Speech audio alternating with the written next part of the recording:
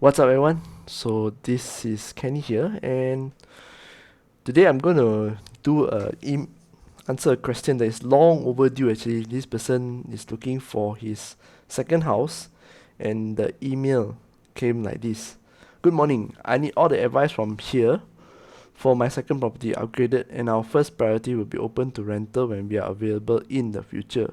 Currently, I'm in the process of viewing a few locations to stay and will stay a long time in the future. It is due to facilities nearby, TOD, especially shopping complex, hospitality, healthcare, school, education for kids, foodies, and other aspects. To think before shoot the bullet. I was thinking of landed properties or sub-sale properties. After a few considerations, especially on gated communities, securities, concern or privacy, traffic jam, minyak, environmental, and other options, since me and my wife have two small children, toddlers, so it's about less than 5. Both of us are working in KL. I'm a government servant, and my wife is working in GLC as a banker. Okay. The past 3 months after viewing a few properties at Sales Gallery, especially Bukit Jalil, or two in Bukit Jalil, one in Cheras, one in KLCC, okay, one in Tutamas. So there's 4 projects. Actually here 1, 2, 3, 4, 5. Yeah, 5 projects. But these 5 projects that I really think really matter is 1,000 square feet and up, and wants my opinion regarding this matter. So the audience member, let's call him Mr. J. Mr. J gave me a table of the projects that he's considering, other than the 5 that he's visited. So there is here got another 4 projects. So total is 9 projects. These 4 projects, right, he gave me a very detailed information: name, layout, build up area, selling price, the lease, is it freehold, leasehold, restrictions, and then the maintenance fee, title, all these projects, 4 he gave. And then he wants me to actually share with him about the pros and cons of these projects. Okay, so it's a table inside on the email. So next one, the last one, the next line is basically my budget is only 1.2 million, and I have a joint name with my wife. My first option is ultra low density with only 250 units at the project that we seen just now, and also the reputation of the developers. Your advice is appreciated. Okay. So this is the situation that I can gather from here. He and his wife, and got 2 kids. Okay, so 4 people. They are looking for a place to stay. One of them is a government servant. The other one works at JLC. So both of them income, I'm not sure, but from what the research here, they've done a massive amount of research, looking for their own stay property. So let's start with the first part here. I'm going to start with talking about the pros and cons of the property. First up, if you ask pros and cons of property, you already visited so many sales gallery, and then you online ask pros and cons of a property to a real estate agent. Okay, I know you are looking for answers, pros and cons. A real estate agent such as myself will be biased. Okay, we will be biased because if we are incentivized by the developers to sell the project, we will definitely be highlighting more of the pros than the cons. Be careful who you get your advice from. This is number 1. Even though you see the advice from a certain guru online or anywhere lah, you see your gurus, remember, people are driven by incentives. Okay, so, and then this part, pros and cons here, right, especially you're buying for own stay, it's very personal one. As much as I can give you a pros and cons, which I won't, because this is your job and it's your preference, I believe that you have already narrowed down your search accordingly. What I would do personally if I'm in your position is to look at my income. Okay, look at my budget again. The budget of 1.2 million, I don't know how 1.2 million is it comfortable for you. And then you have the first house that you will rent out once you buy this new house, right? I also don't know how much that old previous house can rent out for. Is it enough to cover your loan, or do you still even have a loan? So there's many things that I don't know about you. So I'm just going to share with you in general how I will go about to choose a property for my own stay. Bear in mind, I'm single. I do not have a wife nor a kid. Okay, but this is how I will do it. Uh, so I hope that it gives you some guidelines. The first thing, I'll relook at my budget. Do I really need 1.2 million condominium or house, a community house? Okay. So do I really need that space, more space for my family? If I want to move, I will want to move because of the children. Most of the parents that I've spoken to and they move is because of children education. If it's a children education, then is it worth it buying a 1.2 million property that is way off my budget, if assuming that's my budget? I personally will lower down the budget. I will choose 700 or 800,000. I want to have a room, at least a room 30% below the maximum loan affordability. Let's just say the bank say me and my wife combine 1.2 million loan I can take. So that means I can buy a 1.2 million property, right? No. I will try to find a 6 to 700,000 loan property that I can loan.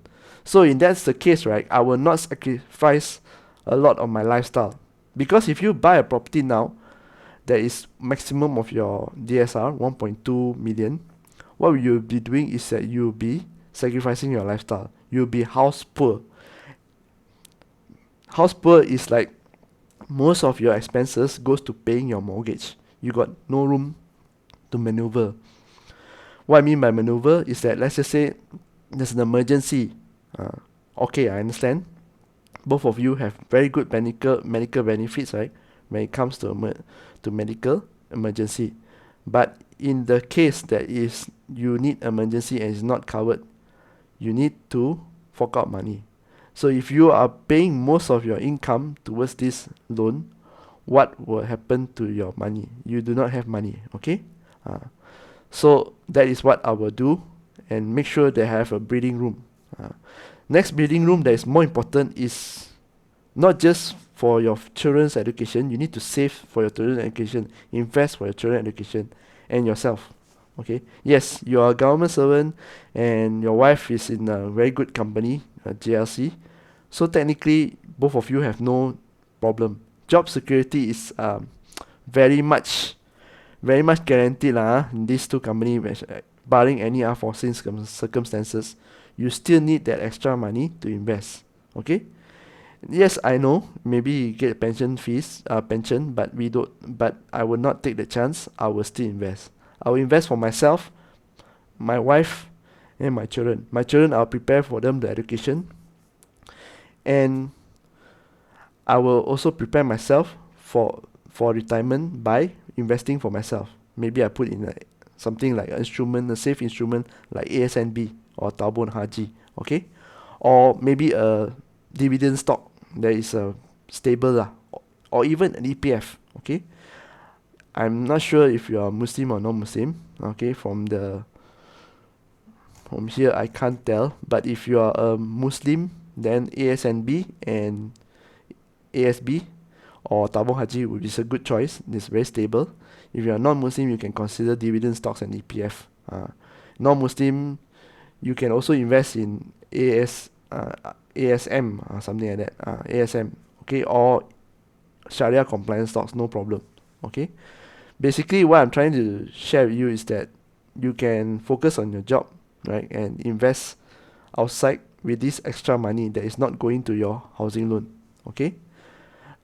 Another thing that I will do personally is that I will look into the price of the first house.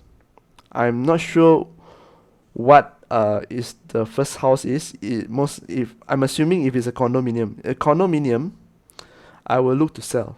Even though yes, it's a rental, but I want to sell because of there may be new condominiums around that place, and when you move out, right, you don't know how the maintenance is like. I always say the place, right, whether go up or down is due to the maintenance, and I don't want to get stuck with the condominiums when I move out, okay, with the property and I move out. So I will sell the property, take that money, put into my children's education or my investment for myself. Of course, after putting in the down payment, but now you are buying project, right? So you don't have to worry about the down payment. Some of these projects, I'm sure they give you also some cashback that you can use to pay your MOT. Which brings me to my next point. You buy projects, right? They give you this illusion. The developers, they will always entice you with this candy. And the agents will say, hey, sir, you buy this, you only pay when 4 years later when it's completed. This is the installment. So by 4 years down the road, right, you and your wife will actually get increment. So you don't have to worry. Some more, your job is somewhat secured. And I agree with that. But remember my first point, must have margin. We don't know 4 years down the road what will happen. But I still do not like to be over average. So be careful with this. You buy projects is a good thing where there's no down payment needed. Then you can get cashback some more. Because cashback you can use for renovation, you can use for MOT, a lot of things you can do with cashback. But when you buy with eyes open also. Because when the higher the cashback is, you're actually getting back your own money. It's the markup from the bank, markup from the developer, then the bank release and give you back the money. You still need to prepay the loan. Okay, it's not free money.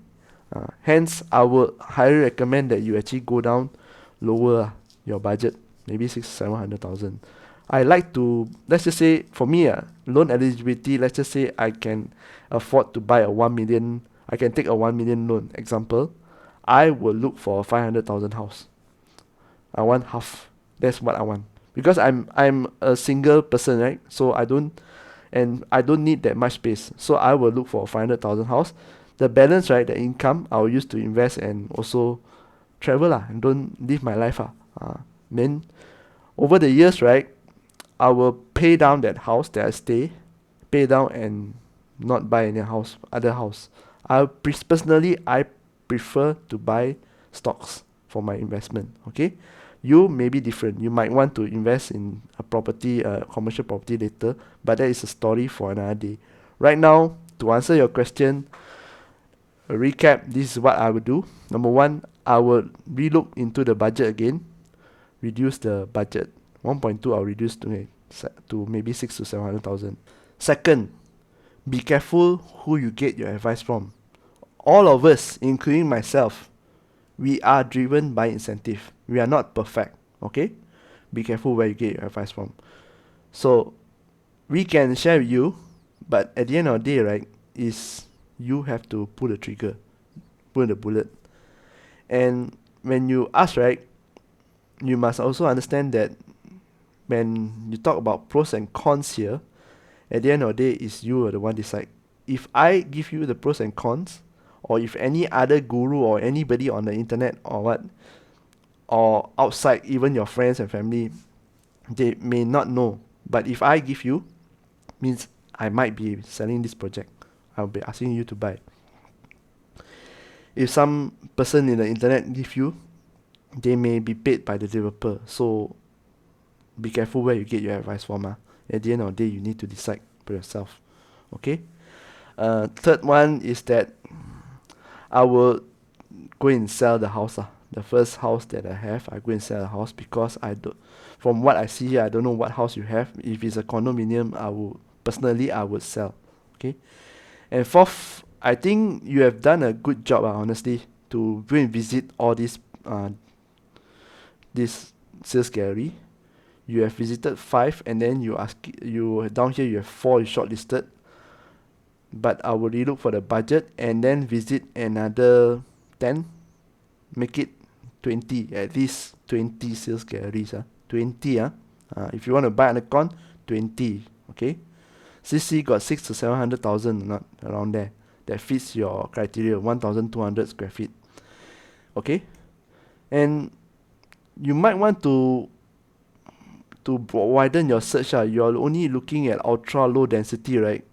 If you are open to an old condominium, which well maintained, like in places like Mont Kiara, okay, Mont Kiara, PJ, all these, which is near somewhere near your children, where you want to send to school. There are a lot of these old condos who are well maintained. It's very hard to find listings there. You can look into. Okay, go and call the agents. Go and shortlist and see. Call the agents and ask them to show you. Ask them to show you what they have. Okay, you might be surprised actually.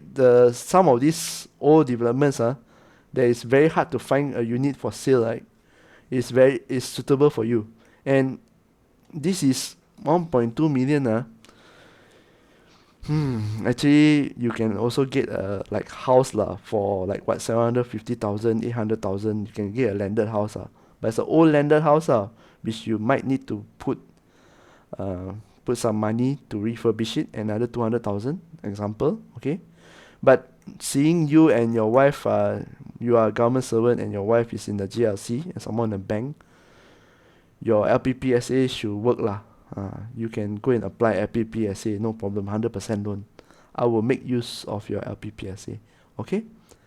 I'm not sure whether you are still entitled, but if you are, please consider.